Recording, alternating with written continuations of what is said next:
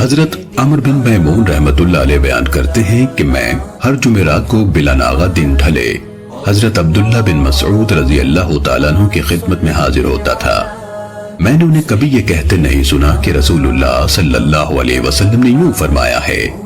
ایک دن انہوں نے فرمایا رسول اللہ صلی اللہ علیہ وسلم نے فرمایا، اس کے بعد سر جھکا لیا یعنی خاموش ہو گئے۔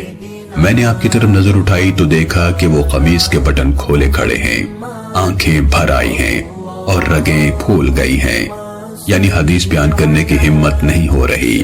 آخر فرمایا آپ صلی اللہ علیہ وسلم نے یہی ارشاد فرمایا تھا، یا اس سے کم و بیش یا اس سے قریب یا اس سے ملتے جلتے الفاظ فرمائے تھے۔ سنن ابن ماجہ حدیث نمبر 23۔